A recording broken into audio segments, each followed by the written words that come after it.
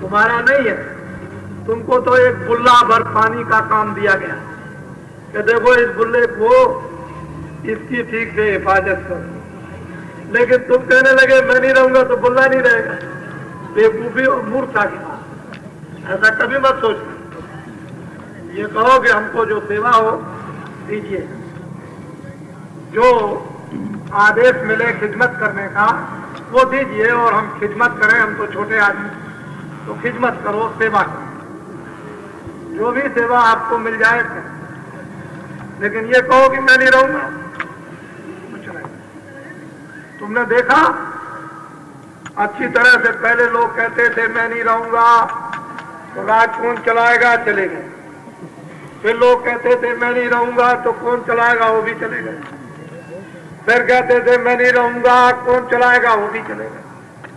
अगर सही बात बता दी जाए कि एक बकरी और गधा को भी कुर्सी पे बैठा दिया जाए तो उससे भी राज चलेगा, बराबर चलता रहेगा। एक पत्थर की मूर्ति बना करके रख दी जाए कुर्सी पर, तब भी राजकाज चलता रहेगा। पत्थर भी राजकाज चला सकता है। तो तुम क्यों अहंकार करते हो कि हम नहीं रहेंगे तो नहीं चलेगा? ये सब बनावट, सब वैसा का काम मत करो। तुम वीर और बहादुरों का, तेजस्वी और धर्मात्माओं का काम करो, वैसा का काम मत करो। वैसा का काम करोगे तो समझ लो। बोलो जय गुरुदेव। अरे भाई बात समझ में आई है कि देवता 33 करोड़ प्रसन्न हो गए, बात समझे? उन्होंने कहा कि सतयुग आएगा, बात समझ में आई? कलयुग में सतयुग आएगा। उन्होंने कहा आप रिश्तेदार के रिश्तेदार और इस रिश्तेदार के उस रिश्तेदार को जल्दी जल्दी बता दो कि कलयुग में सतयुग आएगा, इसको याद कर लो और अपने अपने दरवाजे पर जल्दी जल्दी लिखो कि कलयुग में सतयुग आएगा। 1 बीघा खेत में 100 मन गेहूं लाएगा। किसानों के खेतों में अनाज सब्जी फल इतना पैदा होगा घर में रखने की जगह नहीं रहेगी। बात समझ में आई? इतना नहीं लिख सकते हो? अरे इतना भगवान का सूचक चिन्ह है, अपने घरों पर नहीं लिख सकते हो कि सतयुग आएगा? बाकी तुम क्या करोगे? किसी की सेवा कुछ नहीं करोगे। रिश्तेदार को बता दो कि कलयुग में सतयुग आएगा, उसकी सब लोग तैयारी करो। क्या करो कि मांस मछली अंडा और शराब ताड़ी छोड़ दो और कत्ल और चोरी चमारी छोड़ दो। देवताओं ने कहा है कि इनको ये बता दो कि ये बुरी चीजें छोड़ दें, और जब ये न छोड़े तो मुझे बता दो। तो अभी तो खुदा का डंडा बजा नहीं है। अभी डंडा तो आगे कब बजेगा? जब आप बुरी चीजें छोड़ोगे नहीं और आपका संदेशा उनको दे दिया जाएगा कि इन्होंने बुरी चीजें नहीं छोड़ी, आप जानो ये जाने, तब फिर खुदा का डंडा बजेगा। ऐसा जोर का डंडा बजेगा कि एक ही डंडे में जब जमीन पर गिरोगे तो नाक आंख सब टूट जाएगी, कमर हड्डी हाथ पैर सब टूट जाएंगे। 1 मिनट नहीं, 1 सेकंड के अंदर बाबा जी की सब बातें आपको याद आ जाएंगी। बोलो जय गुरुदेव। बात आपकी समझ में आई है कि काशी जी से 2 बरस के लिए विश्वनाथ शंकर जी भक्तों के साथ जंगलों में 2 बरस के लिए रवाना हो गए। मालूम आप? क्या कोई मैं मजाक कर रहा हूं? वो धर्म को जगाने के लिए जंगलों में चले गए भक्तों के साथ। अब वो काशी विश्वनाथ जंगलों में जाकर के फिर वहां से आपको परिचय देंगे। बात समझ में आई? काशी में अब नहीं है। 2 वर्षों तक काशी में जाओगे, वहां विश्वनाथ बम बोले शंकर जी नहीं है, उनका स्थान तो जरूर खाली पड़ा होगा। वहां जाओ, कल जाओ, ये आपकी मर्जी की बात, लेकिन वहां है नहीं। बात समझ में आई? कलयुग में सतयुग आएगा। आपको मालूम हुआ कि 11 दिन तक वो उसमें सम्मिलित रहे थे, लेकिन आपको विश्वास नहीं था। 2 करोड़ नर नारियों से ऊपर थे। हिंदुस्तान में राज संस्थाएं और धार्मिक संस्थाएं 2 करोड़ नर नारियों को जमा नहीं कर सकती, वो आपने देखा। और आगे जब कार्यक्रम का स्वप्न होगा तो 10 करोड़ नर नारी जमा होंगे। समझ रहे हो? 10 करोड़। बोलो जय गुरुदेव, जय गुरुदेव, जय गुरुदेव। नाम किसका? जय गुरुदेव। नाम किसका? तुम्हारी समझ में बात आई कि हम महात्मा तो है नहीं, हम कोई भगवान और फकीर तो है नहीं, तुम्हारी तरह से एक आदमी। तुमको भी आदमी समझते हैं हम, हमको भी आदमी समझो। बात तो समझ में आई? बोलो जय गुरुदेव। चार शरीर है, 4। एक तो जिसमें आप बैठे हुए हो इसको कहते हैं स्थूल शरीर।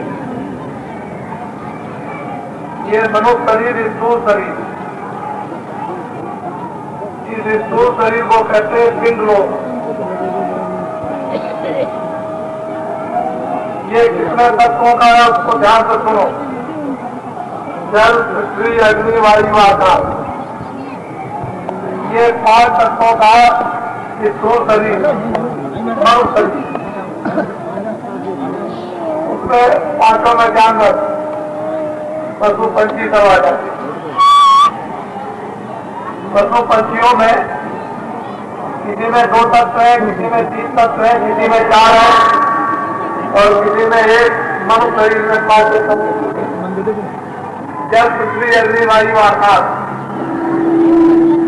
एक तत्व को कम कर दिया जाए तो आदमी पागल हो जाए, बुद्धि काम नहीं करे। मनुष्य शरीर की विशेषता यह है कि 5 तत्व पूरे और बुद्धि काम करती है। इसको कहते हैं स्थूल शरीर।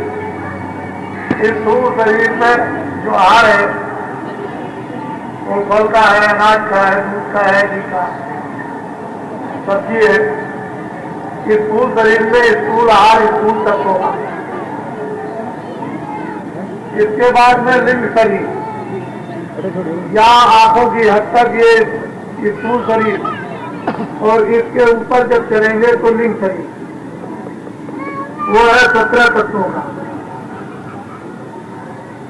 10 इंद्रियां और 4 अंतःकरण, मन, बुद्धि और चित्त, और 3 गुण, रजोगुण, तमोगुण, सतोगुण।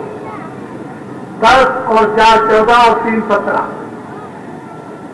10 इंद्रियां, 4 मन, बुद्धि, चित्त, अहंकार और रजोगुण, तमोगुण, सतोगुण, 17 तत्वों का लिंग शरीर। लिंग शरीर में जो आहार है वो सुगंधी का। वहां भोजन नहीं, वहां दूध नहीं, घी नहीं, अनाज नहीं, फल नहीं, कोई चीज नहीं, सिर्फ सुगंधी का आहार, खुशबू। बस वहां के जो लोग हैं, वहां की जो जीवात्माएं हैं, वो खुशबू सूंघ करके जीवित रहती है।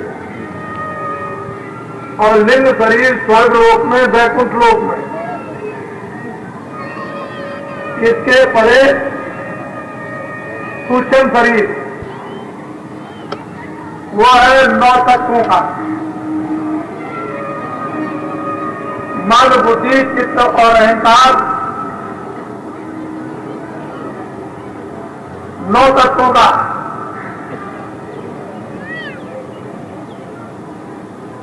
सबसे स्पष्ट रूप रक्षण, ये 9 तत्वों का सूक्ष्म शरीर। और स्वर्ग और वैकुंठ के परे जो ईश्वर का धाम है, जो सहजल कमल, उसमें जो भोजन होता है वो प्रकाश का, रोशनी, जिसको लाइट कहते हैं, उसी को देख करके वहां की जीवात्माएं जीवित रहती हैं। वहां सुगंधी नहीं, रोशनी देता है। स्वर्गलोक के भोग नहीं है, मृत्यलोक के भोग नहीं, वहां सिर्फ लाइट प्रकाश देकर के जीवित रहती है। और इसके ऊपर सहजल कमल से ऊपर कारण लोग,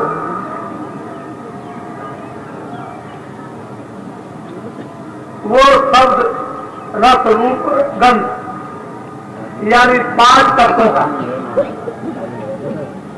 वहां पर जो भोजन है वो शब्द का, आवाज का।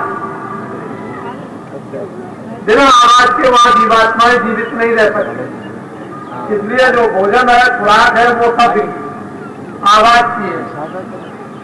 वाणी जिसको बाजा को, इन 4 शरीरों में अपने अपने लोगों में अलग अलग उनके शरीर और अलग अलग उनके भोग, एक दूसरे से किसी से मिलते जुलते नहीं। इन 4 शरीरों को पार करने के बाद 4 कपड़ों से जब जीवात्मा अलग हो जाती है, तो इसमें स्वयं जो दोनों आंखों के पीछे जीवात्मा बैठी है, इसमें रचना करने की स्वयं शक्ति आ जाती है। फिर ये खुद रचना करती है, लोग बना दे, बड़ी बड़ी और विविध बात की रचना कर डाले, इसमें स्वयं शक्ति आ जाती है, इसमें ये गुण होता है। और 4 शरीरों से आजाद हो जाती है, फिर बंधन में नहीं।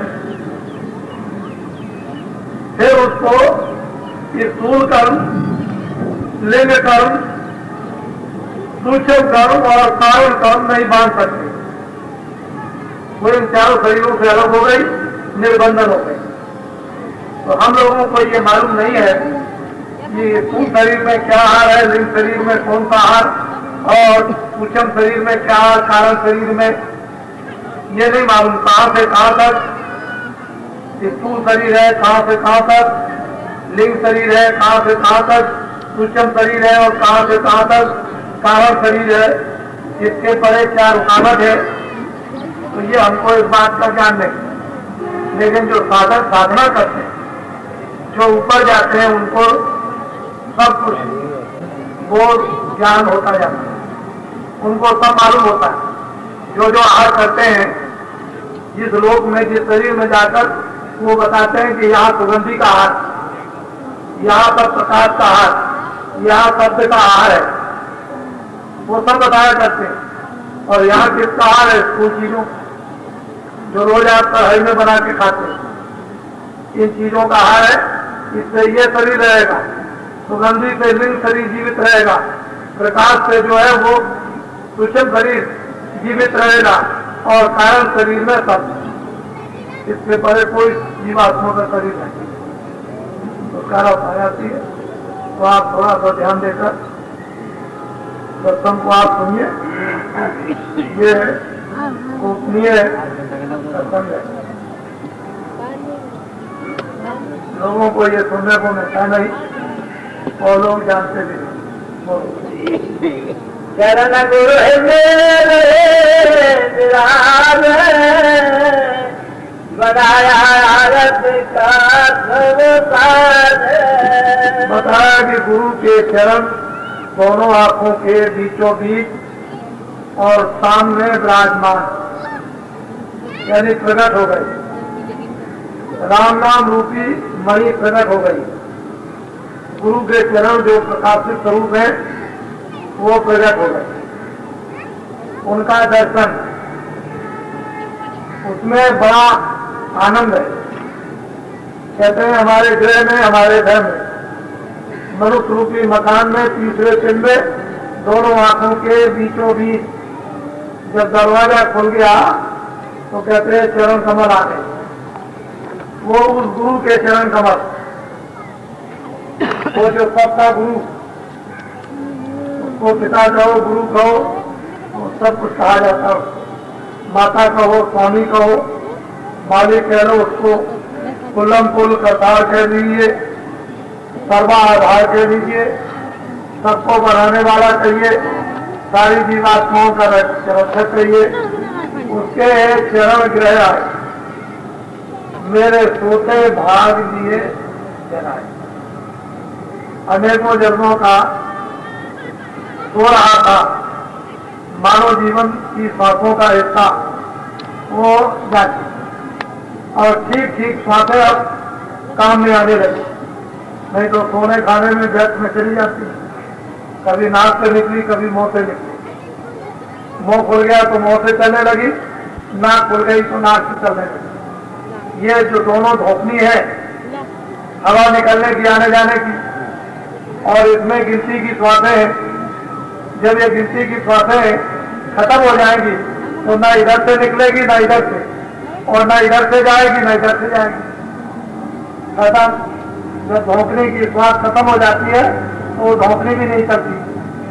ये धोपनी भरने वाला धोपनी भरता है तब भट्टी जलाई जाती है। ऐसे ये भट्टी है सांसों की, इसमें धोपनी वो अब काम में आने लगी, होता जाना, होता हुआ भाग जाता। मेरे कालिया सामने सजाए प्रेम की जो कहते हैं कि विरह की थाली बनाई, विरह की, जिसको तपन कहते हैं, तड़प कहते हैं, विरह कहते हैं, रोना उसको कहो कहते हैं, उसकी एक थाली बनाई और उसमें पुरस की बाती बनाकर रख दी। अब तो ये जब जलेगी तभी काम बनेगा, इसके पहले काम नहीं बन सकता। तो इसको थाली बनाना, ये जीवात्मा दोनों आंखों के पीछे बैठी है। ये चतुर्संताकरण मन बुद्ध चित्त अहंकार, मन अपना काम करता है। जितने काम किया चिंतन का, उसने चिंतन करके छोड़ दिया, और मन संकल्प विकल्प करता है, और बुद्धि निश्चय करती है कि ठीक है कि नहीं है, और अहंकार दीवार बनाकर खड़ा हो जाता, तो सारा ज्ञान खत्म कर देता है। तो इसमें जो पूरा कचरा भरा हुआ, क्या यही तो है कि चिंतन में काम किया, मन संकल्प विकल्प करता है, बुद्धि में विवेक नहीं है, और अहंकार दीवार बना के खड़ा हो जाता है, तो सर्वनाश में। ये जब साफ होगा, विरह की थाली बना ली जाएगी, और जिसमें दीपक जब जलेगा तब अपने अपना काम ये सब करने लगे। चित्त अपना काम, मन अपना काम, बुद्धि अपना काम, अहंकार अपना काम, और फिर जीवात्मा सभी है उसमें, वो निकल आएगी, और जब निकल आएगी तो दीपक सामने चलना।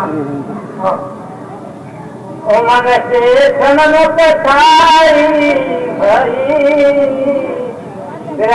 गुण फेरी कहते उमंग से खड़ी हो गई और दृष्टि से निहारती है, आंखों से ज्ञान चक्षु से नेत्र सामने देखती। इसीलिए साधकों को ये चाहिए कि बाहर की आंखें तो हिले नहीं, अंदर की आंख से सामने एक जगह देखो, और जब विरह होती है तो मन इधर उधर और चित्त कहीं नहीं जाता, दृष्टि के साथ लग जाता और दृष्टि खड़ी हो जाती, और बाहर की दोनों आंखें हिलती नहीं, तो दीपक जल जाता। फिर जला दिया दीपक, और जब तक ये विरह नहीं होती है तो दीपक जलता नहीं, दृष्टि एकाग्र नहीं होती है, कैसे काम होगा। जागना घट में हुआ हो तो ये दोनों आंखें मेरे सामने चांदना, जहाँ चांदना होगा और आदमी चली जाए, उजाला हो गया, दिखाई देने लगा, चांदना हो गया, चंद्रमा निकल आया, प्रकाश हो गया, उसको बड़ा शीतल ठंडा। लेकिन इस चांदना को निर्गत करने के लिए पहले जो जो उपाय महात्माओं ने बताए उनको धीरे से करना चाहिए। हम लोग उन उपायों को करते नहीं है, घट में चांदना खुलता नहीं, अंधेरा दूर होता नहीं है, तो क्या घंटा बाजे और फिर क्या सुनाई देगा। जब चांदना होगा, उजाला प्रकाश हो गया, तो घंटे संग की आवाज बड़ी मधुर, इतनी अच्छी स्वामी और मीठी लगेगी कि सुनते सुनते सुनते सुनते उसमें लय हो जाए। यानी अपने आप को भूल जाओ कि मैं क्या हूं। ये सब सुनाई इस मनुष्य रूपी मंदिर में तीसरे घाट पर जब चांदना होता है और देवती उसका दर्शन करती है तो ये सब बाजे बजते हुए सुनाई देते हैं। और जिसके घट में ये बाजे बजने लगे तो हो मंगल में वो शरीर कितना पवित्र होता है। महात्माओं ने बताया कि जागृत साई प्रगट हो, उस घट की क्या महिमा किया जाए। ऐसे साधु जब कभी घर पर आए तो और साथ बड़े प्रसन्न हो, जब जाने लगे तो रो दो। और साध न हर किया जात न दिया रोज, कहे कबीर का दास की मुख कहां से हो। साधु आवाज देखकर मन में डरे मरो, गुस्सा आता है, मन जो है नाराज होता है तो मन में डरे मरोड़ तो होती चूरा बसे गांव के छोर। उस गांव के भंगी हो गए और किनारे पर बसाए जाओगे, गांव में बैठ नहीं सकते हो सबके साथ। तो साजन भोजन तीर्थों दीजिए साथ बुलाए। कहते हैं कि उनकी सेवा बड़े प्रेम के साथ में साजन भोजन जो कुछ एक उचित शक्ति हो, रूखा सूखा फल फूल उनकी सेवा करो तो जीवत जप है, जट में हम परम पद पाए। इस संसार में तो तमाम जप होगा और आखिर में ये जीवात्मा परम पद में चली जाएगी। तो वही है कि बड़े भाग जिनके ग्रह में चांदना हो गया और घंटे घड़ियाल बजने लगे, वो घट बड़े भागशाली। यही जब इसने यज्ञ किया था तो इस घंटा को बजाने के लिए सुपथ के लिए कहा था कि ये यज्ञ जब सफल होगा जब मनुष्य रूपी मकान पर कोई घंटा बजाएगा। उस समय पर सुपथ संत थे, 24 घंटे उनके मकान पर घंटा बजता रहता। मनुष्य रूपी मकान पर मंदिर में जब हुआ घंटा बजा दिया। अगर ये बाहर का घंटा किसी के घर का होता तो कोई भी ला करके बजा देता, लेकिन ये घंटा नहीं था, वो इधर का घंटा था तो कुदरती बजा। तो इस मेराज इस बुद्ध की छज्जे पर खड़े हो, सामने इधर चांदना तुमको दिखाई देगा और फिर देखो कैसी अद्भुत झंकारें उधर से आ रही तरह तरह। ये घट का भेद है, घट है वो महापुरुषों के ही द्वारा कब प्राप्त होता है जब ग्रह शंकर घंटा बाजे घाट घट गुल ने खोल दिए। मनुष्य रूपी मकान का घाट जहाँ जीवात्मा की जड़ चेतन की घाट बंधी थी 5 तत्वों की और 3 गुणों की, उस जीवात्मा को निकालकर घर का घाट खोल दिया। तो छोड़त ग्रंथ पाओ जो कोई तबे जीव प्रसारक हो। जब 5 तत्व जल पृथ्वी अग्नि वायु आकाश और रजोगुण तमोगुण सतोगुण इन तीनों की गांठ से जीवात्मा अलग होगी तभी प्रसाद हो सकती।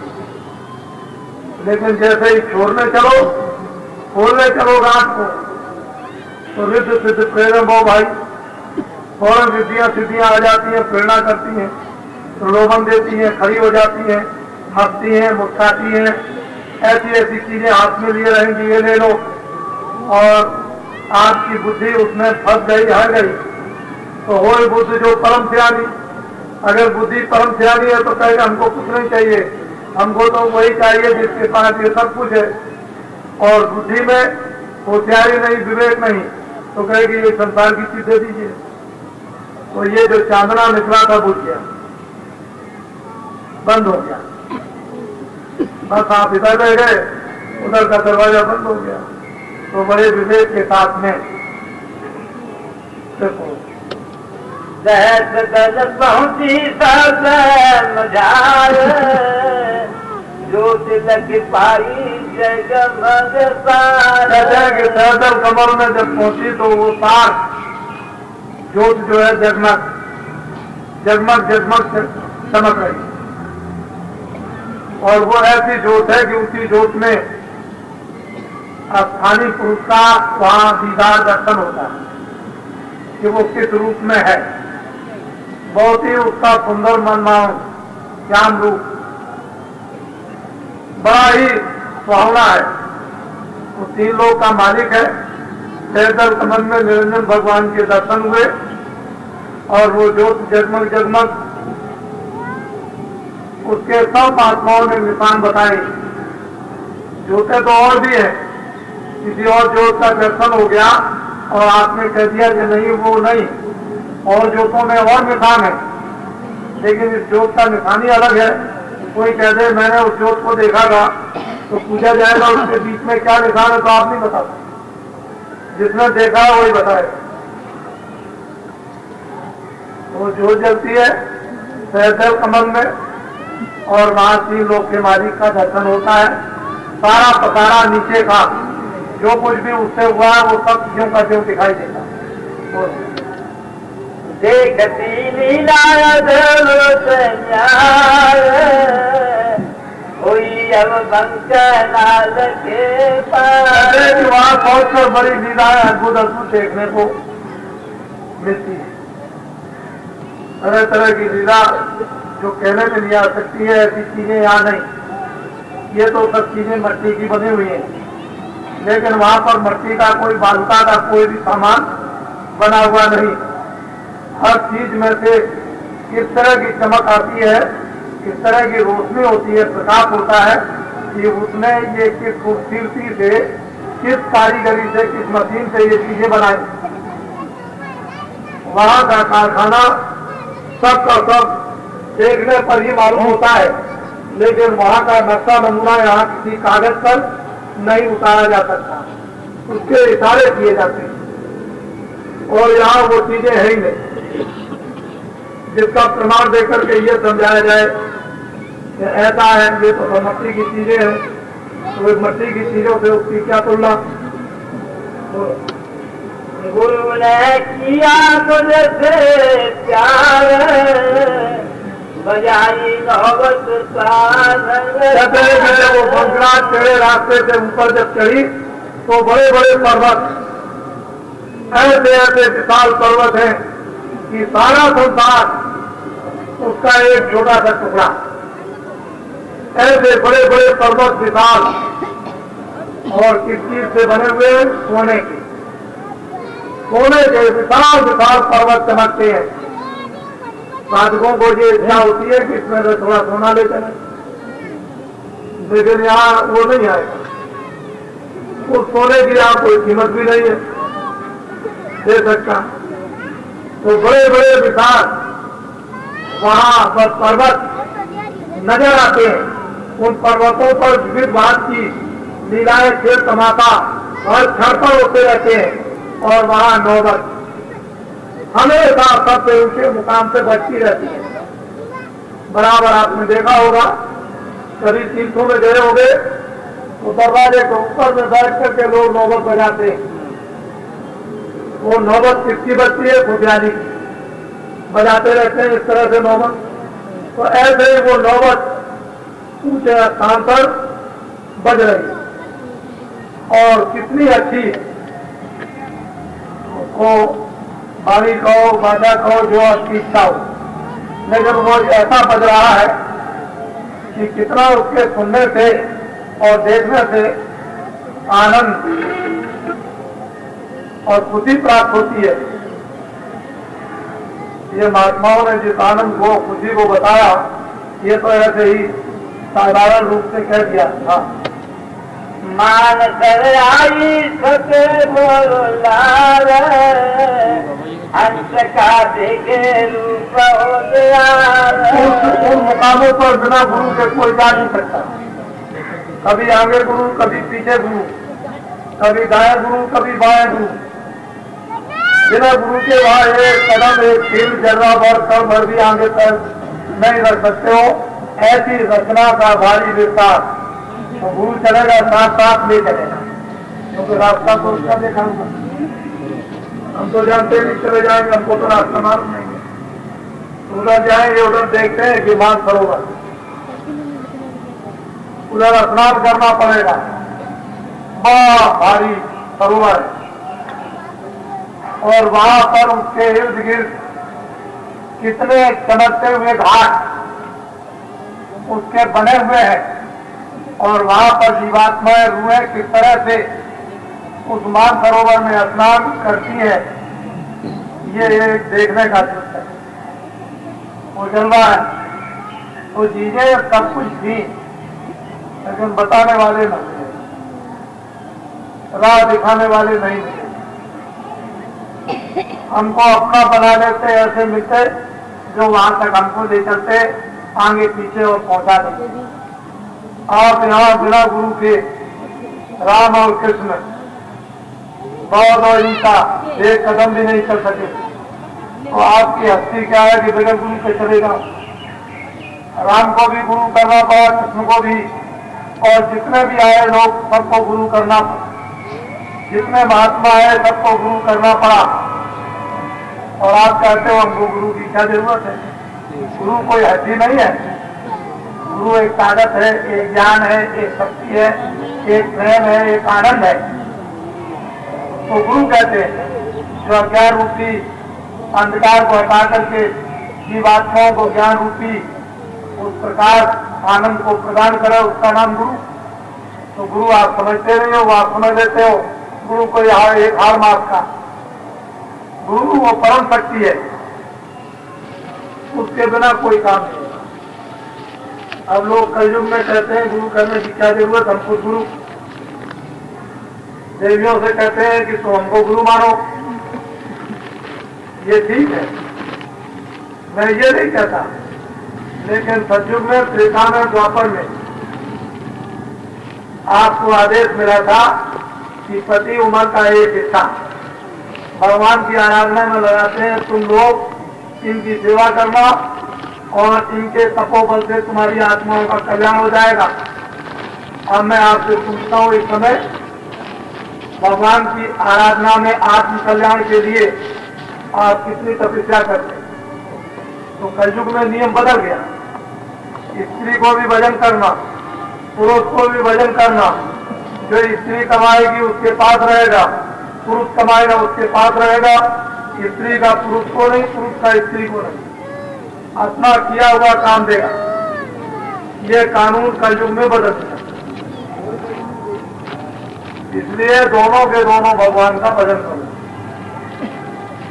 बाकी बाहर की शारीरिक सेवा है वो शारीरिक सेवा करो, जहाँ आत्म सेवा है वहाँ आत्म सेवा करो, जहाँ शरीर का संबंध है वहाँ शरीर का संबंध रखो, जहाँ आत्मा का संबंध है भगवान के साथ जोड़ दो।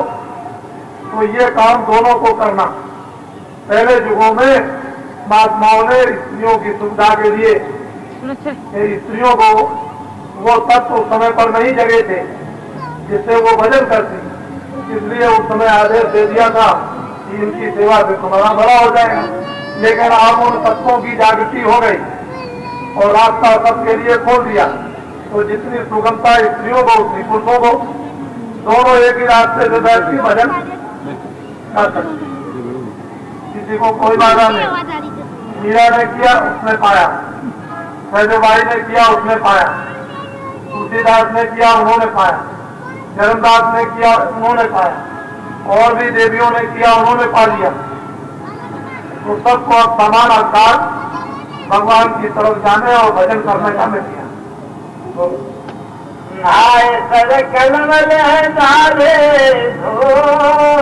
उस सरोवर में पुरुषों ने, जीवात्माओं ने जो भी वहां पहुंची स्नान किए उस सरोवर में, और जितने भी कलमल के जितने दोष थे, अवगुण थे, विकार थे, बुराई थी, वो सबको ले जाकर के दौड़ा।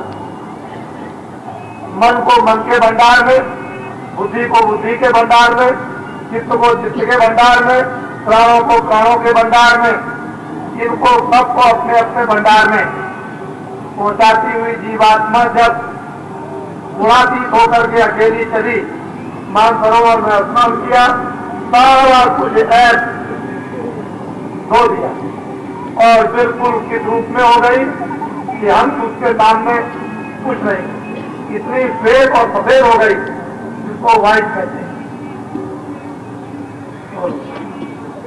नहाए सर कलमर डाले धो, शब्द सुन सारा सुनाई कहते हैं कि फिर उसको उतार कर उसको सुनाई दिया। किसने सुनाया? गुरु ने। वहां भी गुरु की जरूरत है।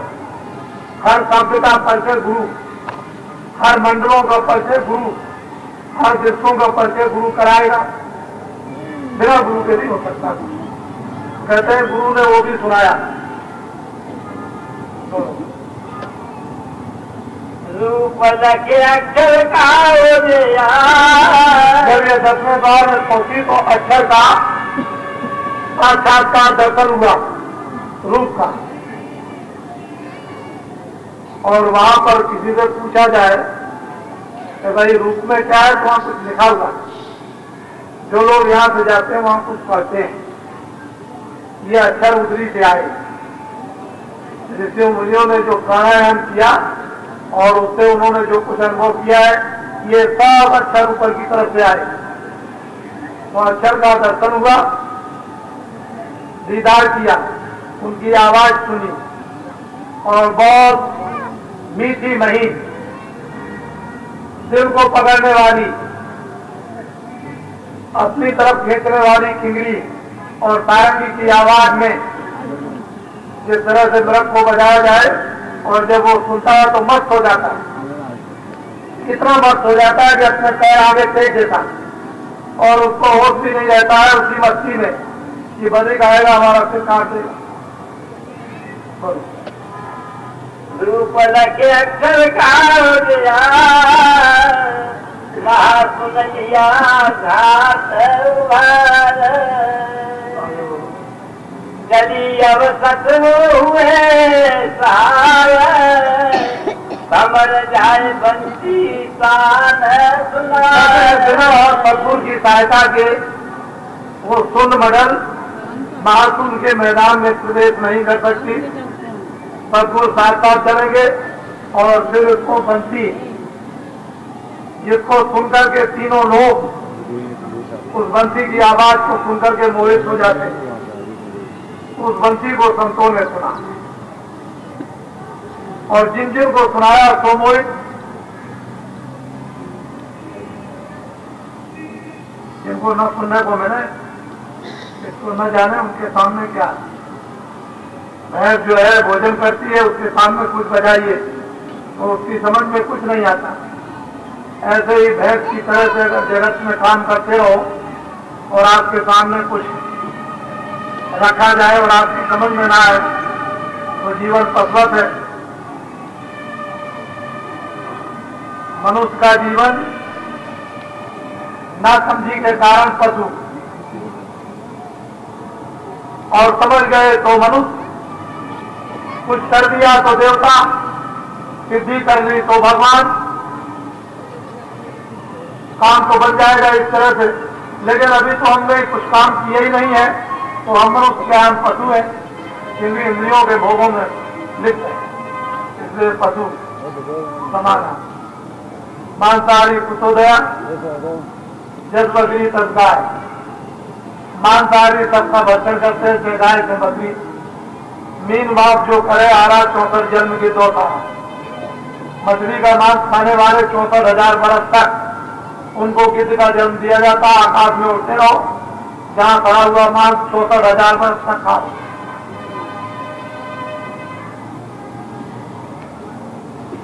ये है उनका जो कल दिखाया था फैसला। ये फैसला ऐसे नहीं करता, तो महात्मा जब इसको खाते को फाड़ फूड़ के खत्म कर दें, जला दे तो छुट्टी मिले, नहीं तो ये खाता खत्म नहीं होता, ये भोगना पड़ेगा। तो मांसाहारी पर बची, सब जानवरों का उसने खा लिया, किसी का भी मांस हो, आदमी हो, गाय हो, बकरी हो, सुअर हो, घोड़ा हो, कोई हो, तो हमारा भोजन, हम खेत के पानी पीते थे तो भोजन हमारा ये नहीं था। जो जिभ्या से चाटते हैं अज्ञानी जीव, जो पशु पंछी या जानवर हैं, वो जो खेत के पानी नहीं पीते हैं वो तो मांस खाते, लेकिन उनमें से जो खेत के पानी पीते हैं वो भी नहीं खाते। तो हम मनुष्यों के अंदर उन जानवर और पंछियों की कितनी भी बुद्धि नहीं रही। वो तो समझ लेते हैं कि ये मांस है, इसको नहीं खाना, लेकिन मनुष्य तुझको पूरी बुद्धि दी और फिर भी तू नहीं समझता, उसको मांस खाता। अमर पुर पहुंची बीना धावे, हंस जा बैठे देखे द्वार। कहते हैं कि जब ये अमरपुर के दरवाजे पर नाके पर पहुंची तो वो सब के सब पहरेदार बैठे हुए पूछते हैं कि इधर कैसे कहाँ जा रहे हैं। तो उन्होंने कहा कि मुझे इधर जाना है। तुमको यहाँ कौन गया? कह लगे ये है उनका पास, देखा उस पर मोहर छाप लगी है संतों की कि रास्ते में कोई नहीं रोक सकता है, सब रास्ता देते चले जाएंगे। तो अमरपुर के दरवाजे पर नाके पर पहुंची और हंसों ने पूछताछ की और जब पास देख लिया और कह दिया चले जाओ। उन्होंने भी उसको मदद दे दी कि जाओ अंदर जाकर अमरपुर में सच्चे बादशाह प्रीतम का दर्शन करो। और ये फिर उस अमरपुर यानी सत्यलोक में दाखिल हो जाती, सतपुरुष के दर्शन करती। उसका रूप, लंबाई चौड़ाई, उसका प्रकाश कितना बड़ा है ये कोई वर्णन नहीं कर सकता। और कितनी रूहें जीवात्मा उसके इर्द गिर्द नाचती रहती है। वो उसके इर्द गिर्द कितने बड़े बड़े मंडल हैं, कितने बड़े बड़े ब्रह्मांड हैं, जिनकी हजारों वर्षों तक वहां तैनात करते रहो तब भी पता नहीं चलेगा। इतनी दूर और दराज से उस पुरुष की आरती होती रहती है 24 घंटे। खेल तमाशे जो होते हैं यहाँ तो तुम घंटे 2 घंटे में उग जाओगे, वहां करोड़ों वर्षों में भी नहीं उग सकते हो। रात और दिन कभी सोते ही नहीं, वही खेल तमाशा करते और देखते रहते हो। ये अमरपुर सच्चे बादशाह है और अपने घर काटते बिना हर सद्गुरु की कृपा मदद के उधर नहीं जा सकते, कोई आपको ले नहीं जाएगा। महात्माओं ने जो सहारा पकड़ा दिया है, धीरे से जीवों को उसी सहारे से लगना चाहिए और धीरे धीरे दीवार पकड़ लो, धीरे धीरे चले आओ, दरवाजा मिल जाएगा। लेकिन धीरे धीरे आओगे और दरवाजे के पास आए, खुजली आ गई, हाथ तो हटा दिया, खुजाने लगे, 2 कदम आगे बढ़ गए तो दरवाजा छूट गया। फिर घूम करके उतना ही चक्कर मारना, कहोगे हमको दरवाजा नहीं मिलता। दरवाजा उस किले के चारों तरफ है, लेकिन जब पास पहुंचे तो खुजली आ गई। ऐसे ही संसार के भोगों की जब खुजली आ जाती तो दरवाजा छूट जाए। निकल गए, बहुत लंबा किला है, कितना चारों तरफ लंबा परकोटा है, फिर आपको वो दरवाजा मिलता नहीं, जीवन निकल जाता, खत्म कर देते हो। तो महात्मा परकोटे का दरवाजा बता दे, उसी को धीरे से पकड़ के खटखटा दो तो दरवाजा ऑटोमेटिक खुल जाएगा, धीरे से खुल जाएगा। बस ये आपको सत्संग सुना रहा हूं, सच्चे प्रीतम का, बहुत दूर है, पास में नहीं है, चलना पड़ेगा, मदद लेनी पड़ेगी, साथ सामान तैयार, सब कुछ करने होंगे। अपनी जितनी बुराइयों की गठरियां हैं सब कुछ अर्पण करनी होगी, हल्के हो जाओगे। अरे अब ऐसे होशियार हो कि गठरी दूसरे को दे दो लेने के लिए, इससे बड़ी होशियारी, सावधानी से न नारी, सबके सब सम्मान के अंदरूनी रास्ते पर चले। भगवान का मंदिर है, मनुष्य शरीर है, जीवात्मा उसकी अंश है। ये दोनों आंखों के पीछे बैठी है, ऊपर अपने स्थान पे बैठकर वो बोली बोलता है, बाजे बजाता है, उसको धीरे से पकड़ लो, अपने मन को, मन के विकार को, अपनी सूरत और सूरत के ऊपर के आवरण को धीरे से मदद लेकर के उतार लो और नाम सत्ता के साथ में अपने को जुड़ जाओ और धीरे से चढ़ करो, किसी को पता न चले कैसे आते कैसे जाते हो। अपने घर में पहुंच जाओ, झगड़ा झंझट ये खत्म हो जाएगा। हमेशा का जलना मरना 84 जन्म नरकों में नहीं, ये पशु पंछी रोज आपके मोहल्ले में घूमते हैं, इन्होंने भी मनु शरीर पाया था लेकिन गलती की तो उसमें बंद कर दिए गए। अब जब तक कि पूरा भोग नहीं भोग लेंगे तब तक वो चक्कर नहीं छूट सकता। या ऐसा हो जाए महात्माओं की दया हो जाए तो सीधा चक्कर छूट जाएगा, आगे नहीं लगाना पड़ेगा। तो वो तो दया कब होगी कब नहीं होगी, लेकिन ये चक्कर छूटने वाला नहीं, इससे बचेगा। जय गुरुदेव।